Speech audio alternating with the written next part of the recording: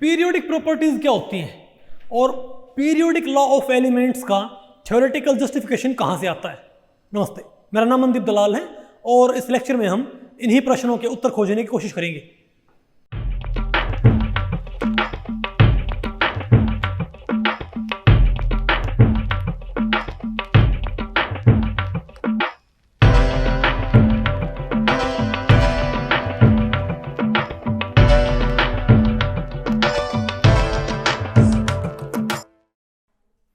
तो भाई आज हमें क्या पढ़ना है, आज हम करेंगे भाई सेकंड चैप्टर स्टार्ट, ठीक है ना। इसका नाम क्या है, पीरियोडिक प्रॉपर्टीज। ओके, तो पीरियोडिक प्रॉपर्टीज में आपका पहला टॉपिक क्या होएगा बताओ, पीरियोडिक ट्रेंड्स। भाई इस टॉपिक को हमने टोटल 3 सेक्शंस में डिवाइड किया है। पहला क्या आपका डेफिनेशन ऑफ पीरियोडिक प्रॉपर्टीज, दूसरा क्या पीरियोडिक लॉ ऑफ एलिमेंट्स और तीसरा क्या होगा cause of periodicity in the properties of elements. तो सबसे पहले हम क्या पढ़ते हैं, डेफिनेशन ऑफ पीरियोडिक प्रॉपर्टीज। आप एक बार इसकी भी डेफिनेशन देखें। देखो मैं आपको बताऊं 1800 के आसपास आपको पता है सिर्फ 31 एलिमेंट्स के बारे में हमको मालूम था। समझे बात। आप देखो 200 सालों के अंदर भाई कितनी ज्यादा एक तरह से भाई आप कह सकते हो कि तरक्की हो गई है, ठीक है। 1800 से पहले हमको सिर्फ क्या मालूम था, 1800 के आसपास सिर्फ 31 एलिमेंट्स के बारे में हमको मालूम था। उसके बाद जो एलिमेंट्स है ना भाई ये डिस्कवर होते गए, हमको भाई नए और नए एलिमेंट्स के बारे में मालूम होता गया और उनकी जो स्टडी है वो और ज़्यादा मुश्किल होती चली गई, ठीक है। तो जो साइंटिफिक कम्युनिटी है उन्होंने भाई एक चीज़ देखी, ठीक है, कि बहुत सारी प्रॉपर्टीज़ वो उनकी जो क्या बोलते हैं उनका जो बिहेवियर है वो रिपीट होता है। क्या होता है भाई, जब उन्होंने ये जो एलिमेंट्स हैं उन्होंने उनको भाई बताओ क्या किया, जब उन्होंने भाई जो ये एलिमेंट्स हैं मतलब भाई एलिमेंट डिस्कवर होते गए, उन्होंने उन एलिमेंट्स को क्या बोलते हैं इंक्रीजिंग ऑर्डर में रखा ना। पहले आपको पता होगा ना एटॉमिक मास के कॉरस्पॉन्डिंग उन्होंने उनको अरेंज किया था, बाद में एटॉमिक नंबर के कॉरस्पॉन्डिंग, ठीक है। तो स्टार्टिंग में उन्होंने एक बात देखी भाई कि जो प्रॉपर्टीज़ है ना वो बार बार क्या होती हैं, रिपीट होती हैं कई सारी प्रॉपर्टीज़। मतलब कि जैसे आप देखोगे लिथियम की ऑलमोस्ट वही फिजिकल और केमिकल प्रॉपर्टीज़ होती हैं जो किसकी होती हैं, सोडियम की। समझे बात। तो इन प्रॉपर्टीज को क्या बोला गया बताओ भाई, तो ऐसी प्रॉपर्टीज जो कि एक खास इंटरवल के बाद क्या होती हैं, बार बार रिपीट होती हैं, उन्हें क्या बोलेंगे पीरियोडिक प्रॉपर्टीज। फॉर एग्जांपल अगर आप ऑक्सीडेशन स्टेट ही देखो तो आपको पता है भाई सोडियम की, पोटेशियम की, लिथियम की सभी की ऑक्सीडेशन स्टेट क्या होती है +1। तो क्या ये एक पीरियोडिक प्रॉपर्टी है कि नहीं भाई, है ना, इजंट इट। ठीक है, तो आप देखो भाई periodic properties are the physical और chemical and chemical properties of elements that are related to their valency and electronic configuration। और भाई इनको पीरियडिक क्यों बोलते हैं, क्योंकि ये खास इंटरवल के बाद क्या होती है भैया बताओ, बार बार रिपीट होती हैं। ओके, अब हम देखते हैं भाई बताओ सेकंड बात क्या भाई, पीरियोडिक लॉ ऑफ एलिमेंट्स। अब पीरियोडिक लॉ ऑफ एलिमेंट्स क्या कहता है, periodic law states that if the chemical elements are listed in order of increasing atomic number many of their properties go through cyclic changes with elements of similar properties recurring or at intervals।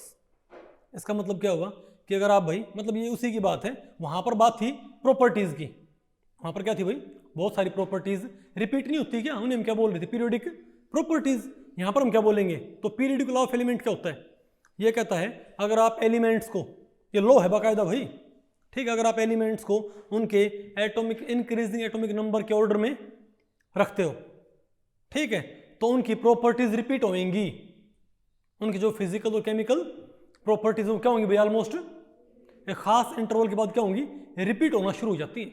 For example आप देखोगे ना भाई, अरे हर 8 के बाद बिल्कुल शुरुआत में क्या होता है, हर 8-9वें एलिमेंट की प्रॉपर्टी पहले एलिमेंट से क्या होती है वापस मैच नहीं करने लगती क्या, तो इसे क्या बोलते हैं, तो जो रिपीटिशन की जो ये फिनोमेना है, जो प्रॉपर्टीज रिपीट होती हैं उन्हें तो क्या बोलते हैं पीरियोडिक प्रॉपर्टीज। देखो जो प्रॉपर्टीज रिपीट हुई हैं उन्हें तो क्या बोलते हैं पीरियोडिक प्रॉपर्टीज। उसमें आपका भाई एटॉमिक रेडियस मान लो आप चाहे, उनमें भी क्या होता है भाई, उनमें भी एक ट्रेंड होता है, ठीक है। आप ऑक्सीडेशन स्टेट मान लो, ठीक है, जो प्रॉपर्टीज भाई एक खास बिहेवियर शो करती हैं एक इंटरवल के बाद, ठीक है। और जो ये फिनोमेना है इसको हम क्या बोलते हैं, इस फिनोमेना को हम भाई कैसे एक तरह से भाई फॉर्मुलेट करते हैं पीरियोडिक लॉ के थ्रू, कि भाई ये लॉ है कि अगर आप एलिमेंट्स को उनके एटॉमिक नंबर के इंक्रीजिंग ऑर्डर में रखते हो तो एक खास इंटरवल के बाद प्रॉपर्टीज रिपीट होंगी। प्रॉपर्टीज अगर एग्जैक्ट नहीं होंगी ना तो भी क्या होंगी, काफ़ी हद तक मैच करेंगी भाई, समझे बात। तो इसे हम क्या बोलते हैं, periodic law of elements, isn't it. और आपको पता भाई जो पीरियोडिक लॉ ऑफ एलिमेंट है इसकी वजह क्या होती है, सिमिलर इलेक्ट्रॉनिक कॉन्फ़िगरेशन। पता होगा ना आपको इस चीज़ का भाई। और ये भी आपको पता होगा भाई, स्टार्टिंग में बताओ क्या हुआ था, इनको एटॉमिक मास के कॉरस्पॉन्डिंग रखा गया था, लेकिन बाद में कैसे अरेंज किया गया था, एटॉमिक नंबर के कॉरस्पॉन्डिंग, क्योंकि उससे हमको भाई बेटर रिजल्ट मिल रहे थे। और एक बात और भाई, जो पीरियोडिक लॉ है स्टार्टिंग में इसका कोई थ्योरेटिकल जस्टिफिकेशन नहीं था। पीरियोडिक लॉ का स्टार्टिंग में कोई थ्योरेटिकल जस्टिफिकेशन नहीं था। आज हमको पता है ऐसा क्यों होता है, क्योंकि उनके इलेक्ट्रॉनिक कॉन्फ़िगरेशन क्या होते हैं, रिपीट होते हैं, इजंट इट। अरे भाई हाइड्रोजन है, लिथियम है, इजंट इट। अरे भाई लिथियम है, सोडियम है, पोटेशियम है, रुबिडियम है, सीजियम, फ्रांसियम है, क्या इनके अंदर लास्ट इलेक्ट्रॉन कहाँ पर जाता है, NS1। इनका कॉन्फ़िगरेशन नहीं होता क्या, होता है ना भाई। लेकिन शुरुआत में आज हमको इसका थ्योरेटिकल जस्टिफिकेशन पता है कि भाई इसकी वजह क्या होती है, कि जो पीरियोडिक लॉ ऑफ एलिमेंट है ये लॉ क्यों अराइज होता है, क्योंकि फिजिकल और केमिकल प्रॉपर्टीज किसका फंक्शन होती हैं, इलेक्ट्रॉनिक कॉन्फ़िगरेशन का। अगर इलेक्ट्रॉनिक कॉन्फ़िगरेशन क्या होता है, रिपीट होता है खास इंटरवल के बाद, NS1। अरे एल्कली मेटल से क्या होता है, NS1 नहीं होता क्या, NS1। एल्कलाइन अर्थ मेटल क्या होता है, NS2। ठीक है बात।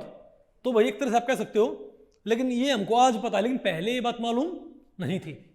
शुरुआत में भाई आपको पता है इलेक्ट्रॉन्स के बारे में ही मालूम नहीं था। तो शुरुआत में जो ये लॉ था पीरियोडिक लॉ, ये सिंपली किसके बेसिस पे डिराइव किया गया था भाई, हिट एंड ट्रायल के बेसिस पे।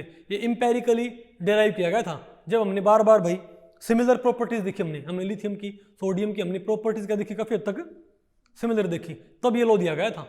इसका उस टाइम पे कोई थ्योरेटिकल जस्टिफिकेशन नहीं था। इससे अगले सेक्शन में हम यही पढ़ेंगे कि कॉज ऑफ पीरियोडिसिटी क्या होता है, कि भाई पीरियोडिक प्रॉपर्टीज के, अरे भाई ये जो प्रॉपर्टीज में जो रिपीटेशन होता है इसके पीछे वजह क्या होती है। अरे भाई कॉज ऑफ पीरियोडिसिटी, इसको फॉर्मुलेट किस में करते हैं हम, पीरियोडिक लॉ ऑफ एलिमेंट्स में। लेकिन भाई उनका कॉज क्या होता है, उसका रीजन क्या होता है, ये रीजन आपको यहां से मालूम होता है। नेक्स्ट आप देखो, बताओ फिर क्या है, cause of periodicity in the properties of elements. में जो एलिमेंट्स हैं उनकी प्रॉपर्टीज में ऑलमोस्ट सिमिलर प्रॉपर्टीज आपको पता है। आप देखो भाई जो सोडियम है वो भी क्या होता है 1+, लिथियम भी क्या बनाता है 1+, पोटेशियम भी क्या बनाता है 1+। तो क्या इनके अंदर एक प्रॉपर्टीज में सिमिलैरिटी नहीं है क्या?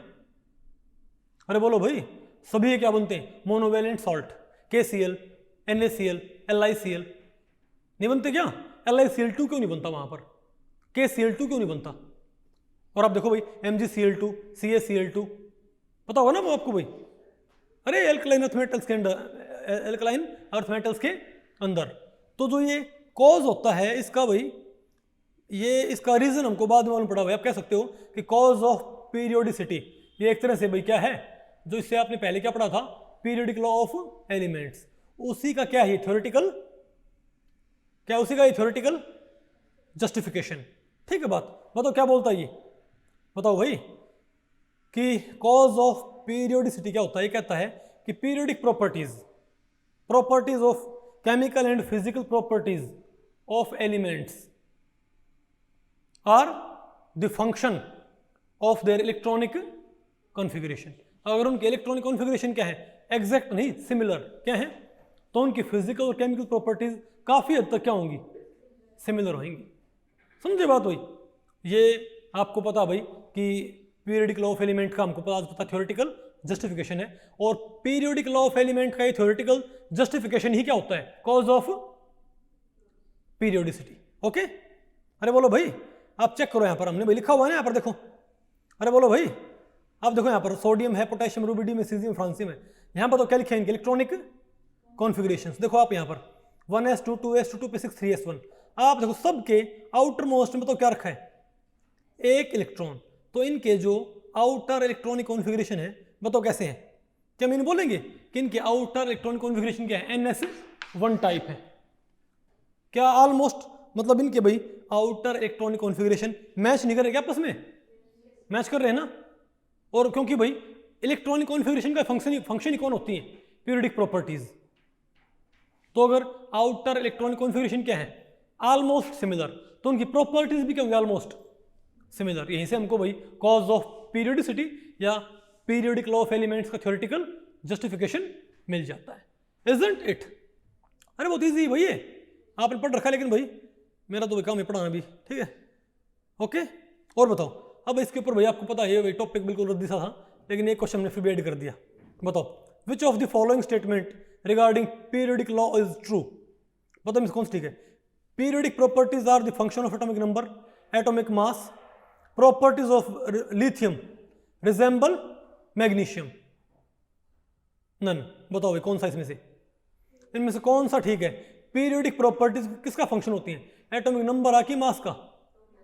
भाई आपने पीरियोडिक लॉ ऑफ एलिमेंट में पढ़ा था ना कि जब एलिमेंट्स को कैसे अरेंज किया गया, उनके increasing order of atomic number में, तब प्रॉपर्टीज क्या हुई थी, खास इंटरवल के बाद सिमिलर आनी स्टार्ट हुई थी, इजंट इट। तो एटॉमिक नंबर क्या होता है, फंक्शन। एटॉमिक मास से स्टार्टिंग में वही लोअर एलिमेंट्स में फिर भी थोड़ा बहुत हमको एक पीरियोडिसिटी मिल जाती है एटॉमिक मास के अकॉर्डिंग रखने पर भी, लेकिन वो इतनी रिलायबल नहीं है, ओके।